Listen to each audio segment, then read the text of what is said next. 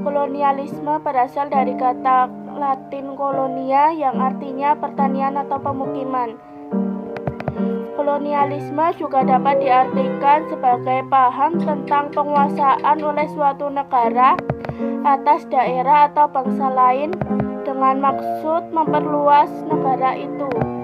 Imperialisme merupakan istilah yang berasal dari kata imperator yang artinya memerintah. Imperialisme adalah sistem politik yang bertujuan untuk menjajah negara lain untuk mendapatkan kekuasaan dan keuntungan yang lebih besar. Kolonialisme bertujuan untuk menguras habis sumber daya alam dari negara koloni untuk diangkut ke negara induk. Sedangkan imperialisme bertujuan untuk menaruh pada semua bidang kehidupan negara yang bersangkutan dengan. Kolonialisme dan imperialisme di Indonesia terbagi di berbagai bidang.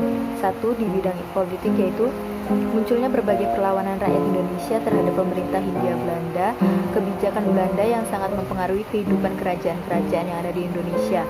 Kedua, di bidang ekonomi, yaitu diberlakukannya sistem sewa tanah karena terjadilah perubahan dari sistem ekonomi barang ke sistem ekonomi uang. Dua, Belanda membangun fasilitas umum dengan memperkerjakan masyarakat Indonesia pada kerja rodi. Tiga, di bidang sosial budaya, yaitu ikatan tradisi melemah akibat beberapa upacara adat yang disederhanakan. Dua, hilangnya kekuasaan tradisional akibat dihilangkannya status raja oleh Belanda dan digantikan sebagai pegawai pemerintahannya. Empat, di bidang pendidikan, munculnya golongan-golongan terpelajar di Indonesia. Bangsa Indonesia menjadi bisa membaca dan menulis sehingga dapat menjadi tenaga-tenaga kerja di perusahaan Belanda. Ketiga, bangsa Indonesia menjadi tahu perkembangan yang terjadi di dunia luar. Kolonialisme dan imperialisme sangat berpengaruh terhadap perdagangan di Nusantara. Kedatangan bangsa-bangsa Eropa ini telah mengubah aspek kehidupan, mulai dari ekonomi, kehidupan sosial budaya, pendidikan, dan lain-lain. Pemerintah kolonial juga telah merubah sistem pemerintahan yang ada di Indonesia yang semula bercorak kerajaan menjadi sistem pemerintahan yang bercorak barat.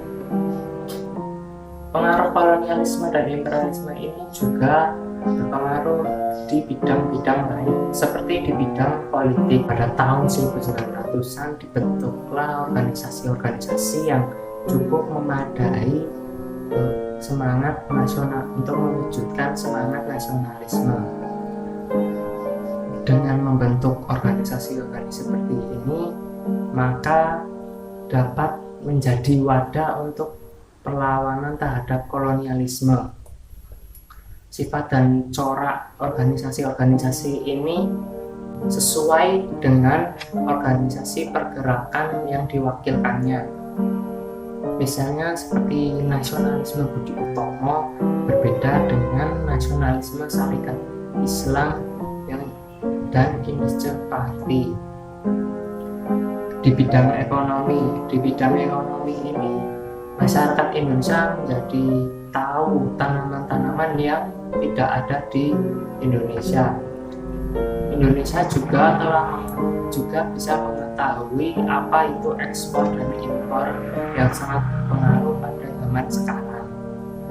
Pada bidang sosial budaya, karya sastra yang dianggap khas oleh Indonesia adalah mitos, hikayat, legenda, dan lain-lain. Ketiganya tersebut berkembang pada masa kolonialisme, seperti dibentuknya puisi, prosa, novel, dan riwayat hidup. Pada masa pemerintahan Hindia Belanda, di Indonesia berkembang pula karya sastra yang berupa kritik sosial yang dikarangkan oleh Edward Dewey Dekker yang berjudul Max Havelaar. Masa pemerintahan kolonial juga menyebarkan agama Kristen di Indonesia yang akibatnya ini di Indonesia memiliki beragam agama dan budaya. Pada bidang pendidikan ini Indonesia juga mewarisi sekolah dan sistem sekolah yang dulunya berada di masa kolonial seperti ELS untuk orang-orang Eropa dan HIS untuk orang-orang pribumi seperti MULO dan juga AMS.